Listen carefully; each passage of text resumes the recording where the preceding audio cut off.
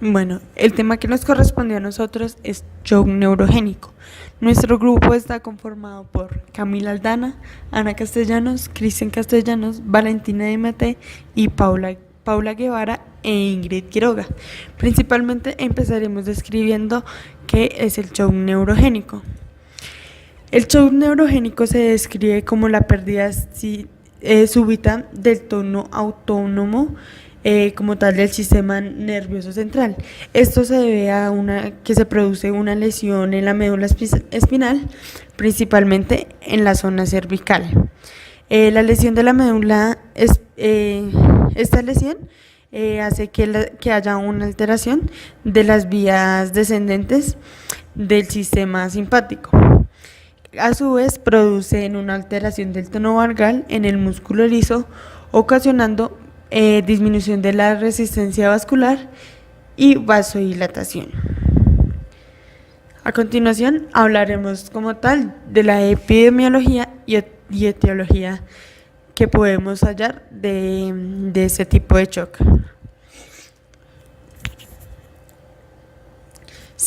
Indagando, se evidenció que hay una incidencia de 12 casos por cada 1000 pacientes que se encuentran como tal.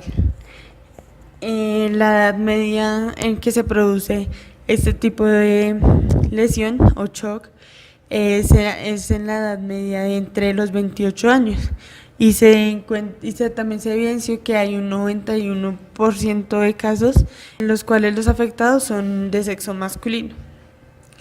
Las principales causas las podemos dividir en no traumáticas, que en estas se abarcan las enfermedades de origen vascular en un 14%, tumores de médula espinal en un 12%, causas osteoarticulares en un 8%, infecciones como tal del sistema nervioso o meningias en un 4% y causas congénitas en un 3%. También se puede encontrar como principal causa traumática, que puede ser en los accidentes de tránsito en un 13%, en los accidentes deportivos un 8% y en agresiones o riñas un 1%.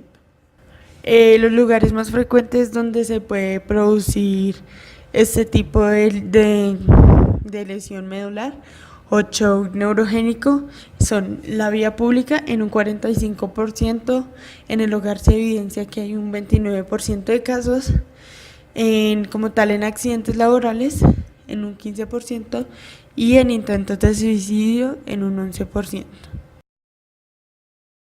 Fisiopatología. Esta puede darse por tres mecanismos. El primer mecanismo es por choque distributivo, que se da por una alteración autonómica con el compromiso de las vías simpáticas asociada a una excitación de las vías parasimpáticas. Esto produce una vasodilatación y bradicardia que se observa en una lesión medular, como se puede ver aquí, o en el síndrome de Guillain-Barré. El segundo mecanismo es el shock cardiogénico. Entonces se produce una hemorragia subaracnoidea, como se puede ver, con presencia de miocardio aturdido. Después de la liberación de catecolaminas más un infarto cerebral, se compromete la ínsula derecha. El tercer mecanismo es insuficiencia renal o hipopituitarismo. El tercer mecanismo se da por insuficiencia renal e hipopituitarismo.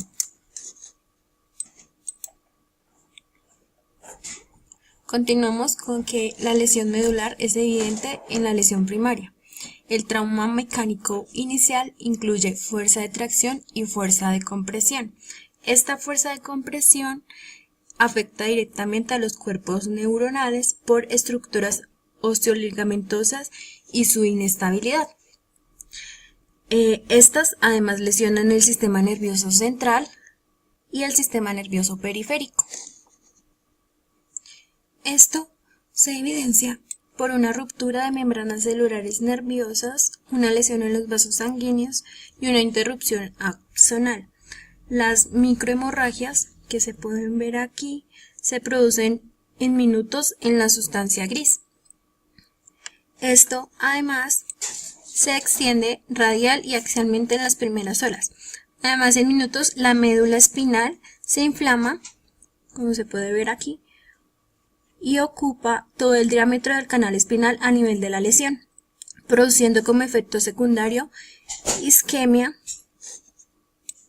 en respuesta a la inflamación y posteriormente la autorregulación del flujo sanguíneo cesa, produciendo el choque neurogénico espinal, conduciendo a una hipotensión sistémica, a una progresión de la lesión espinal y a una exacerbación de la isquemia. El shock neurogénico se puede ubicar dependiendo la ubicación, el área de la lesión. Por ejemplo, cuando es superior a T5, habrá complicaciones cardiovasculares, se daña el nervio, causando bradicardia y vasoplegia, y esto es responsable de la aparición de la hipotensión. Cuando está entre C5 y T10, la función de los músculos respiratorios disminuye, lo que puede causar hipoxia, hipercapnia y congestión bronquial. Y cuando la lesión se encuentra superior a C4, hay una lesión en el nervio frénico que se puede ver aquí y desencadena parada respiratoria. A continuación vamos a hablar de los diferentes tipos de lesiones medulares. El primero es el síndrome de cordón anterior.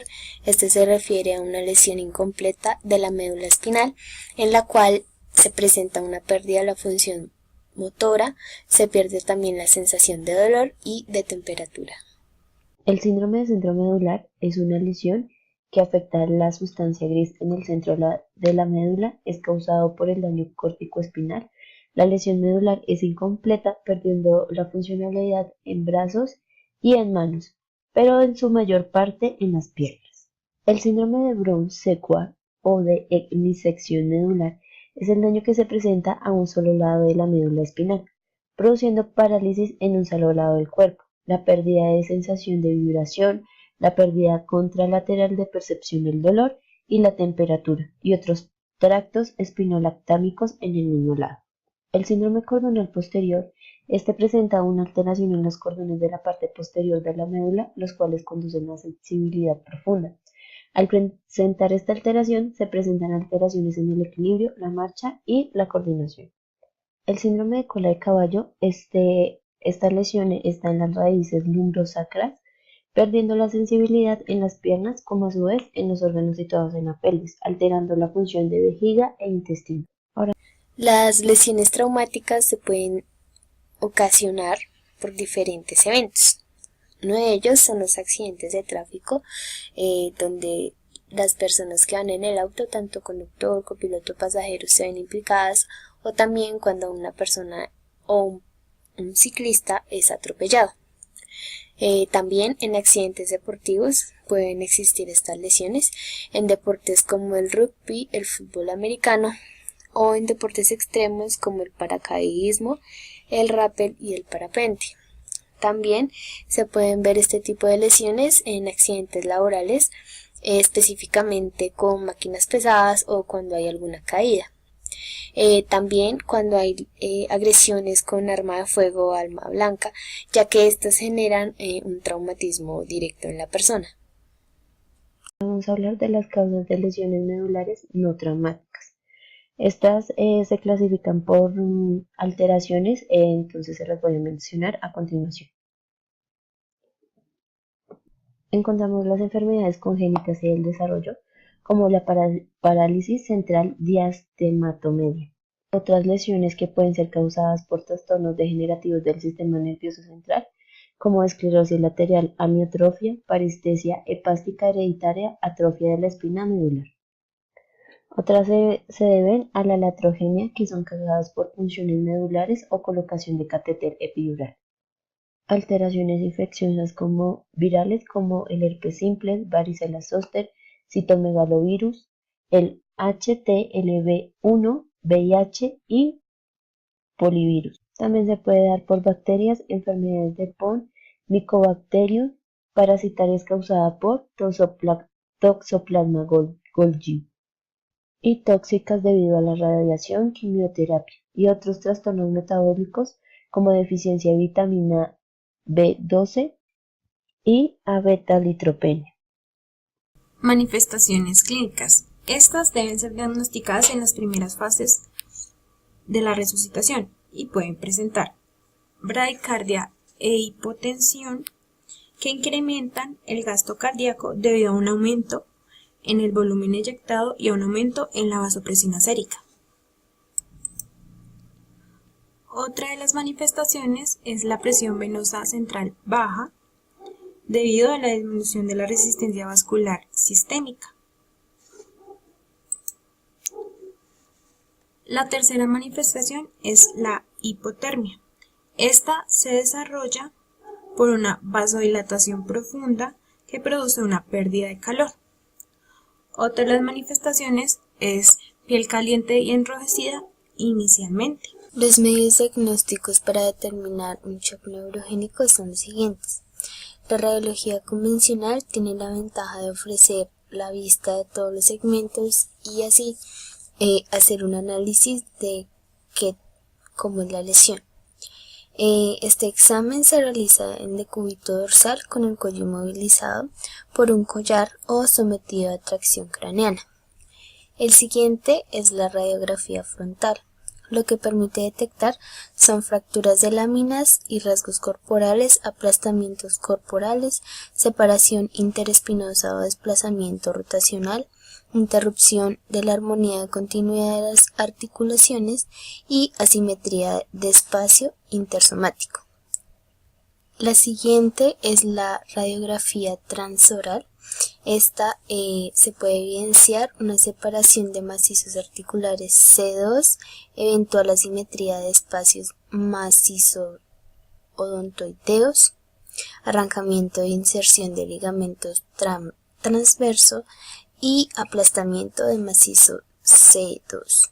La siguiente radiografía es la lateral, la cual puede mostrar pérdida de altura, acuñamiento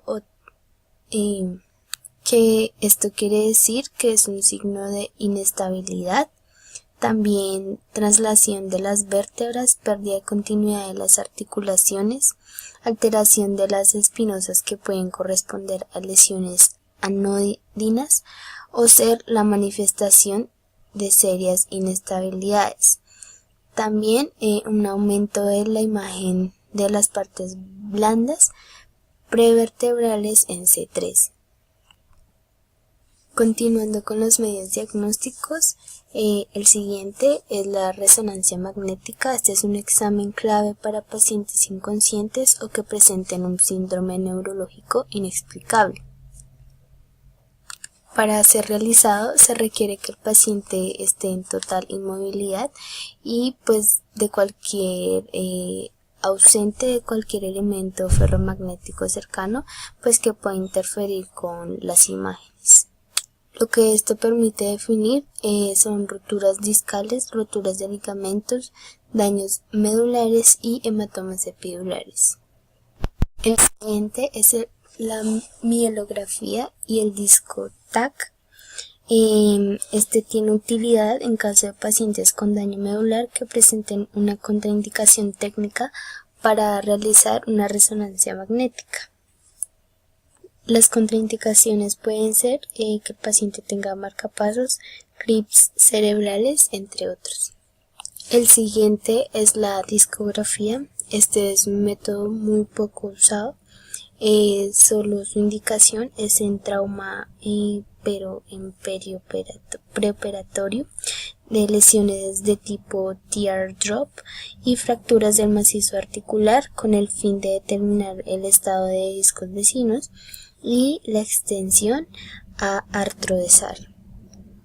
En cuanto al manejo hemodinámico, se debe monitorizar la tensión arterial, el ritmo cardíaco, el estado ácido-base y la diuresis del paciente. Ya como tal, la atención prehospitalaria Se debe identificar con el contexto del paciente que nos dirá si hay una lesión medular o no. Independientemente de esto, se debe realizar una adecuada inmovilización usando la tabla espinal y el collar cervical rígido en caso de que sea necesario, para así poder trasladar al paciente a una unidad de atención. Ya como tal, el manejo hospitalario se debe evaluar al paciente con traumatismo medular, teniendo en cuenta los principios de Advanced Trauma Life Support, que son la vía aérea, la respiración, la circulación, la discapacidad y la exposición. En la vía aérea debe haber una saturación de oxígeno mayor a 94% y una presión de CO2 entre 35 y 45 milímetros de mercurio. En el caso de la circulación, habrá administración de fluidos isotónicos.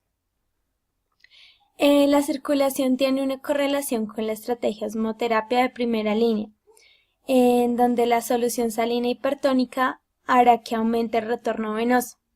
Esto se debe a la interrupción de inervación simpática del corazón, mostrando una mayor presencia del tono simpático. El gasto cardíaco permanece bajo por dos razones: deterioro de contractilidad cardíaca y disminución de frecuencia cardíaca. En caso de que no funcione el hecho de administrar uno o dos líquidos endovenosos, nos llevará al segundo paso, que es usar vasopresores, que pueden ser alfa-adrenérgicos o beta-adrenérgicos, como dopamina o norepinefrina. Los objetivos son un sodio entre 135 y 155 miliequivalentes litro, una temperatura de mayor a 35 grados centígrados, una glucosa entre 0,9 y 1,2 gramos sobre decilitro y una diuresis de 30 cc/hora. No se debe usar manitol para paciente con lesión traumática cerebral y espinal. En cuanto a la pérdida del tono simpático, se puede presentar arritmia cardíaca como bradicardia, en donde usaremos oxígeno, atropina y otros inotrópicos, o taquicardia ventricular y supraventricular. Sobre los cuidados de enfermería en shock neurogénico. Entonces vamos a comenzar. Los presentes cuidados de enfermería están relacionados con lo ya dicho por mis colegas. Entonces comenzamos con el soporte y revisión del soporte circulatorio.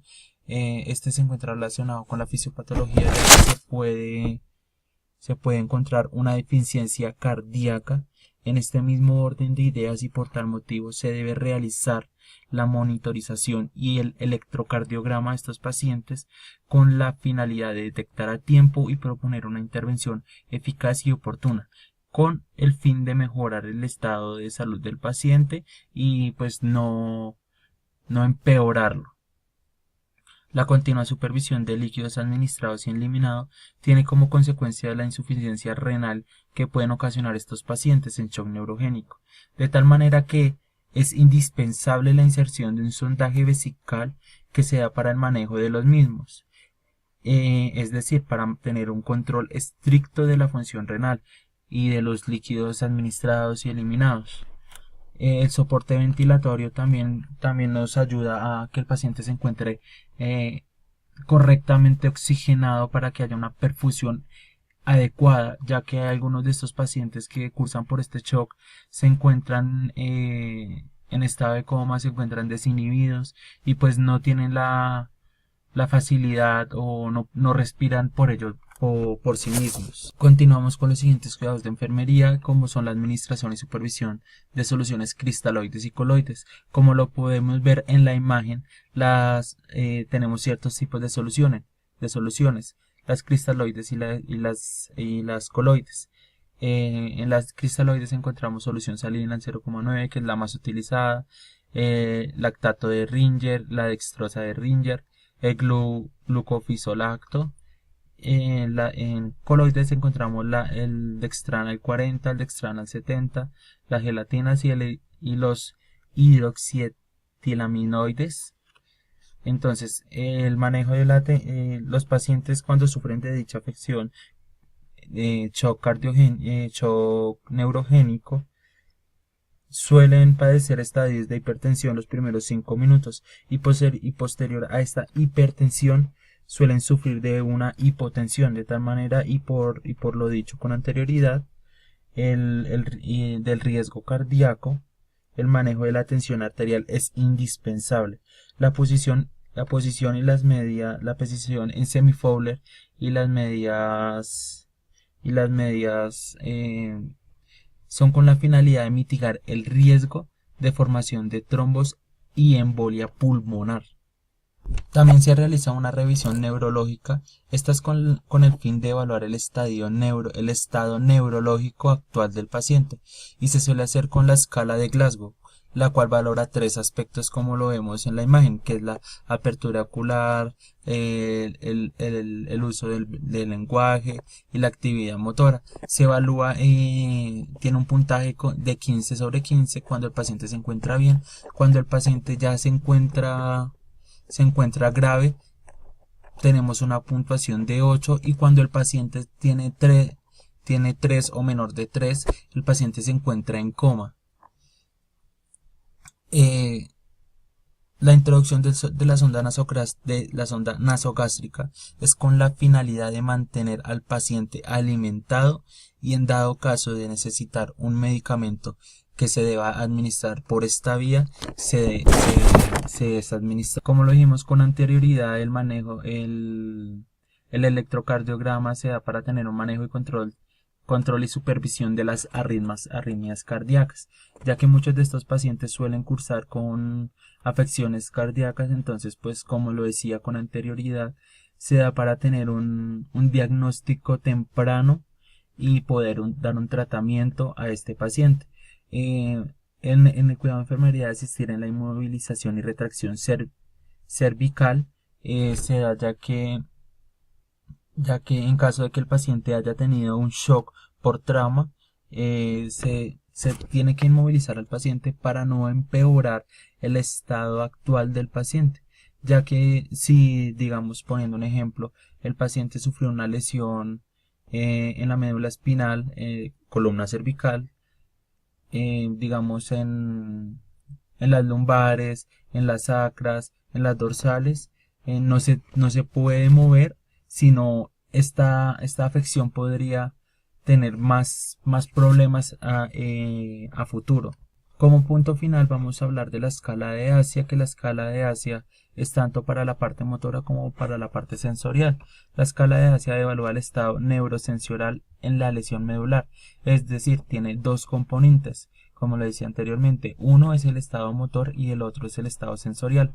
Además, evalúa los tipos de lesiones, si la lesión es completa e incompleta. Al evaluar esto podemos deducir que la escala de Asia evalúa a qué nivel fue la lesión y qué nervios o qué sitios anatómicos ha afectado esta dicha lesión. Que tengan un excelente día, muchos éxitos. Espero les haya servido los cuidados de enfermería que se les dijo en este video.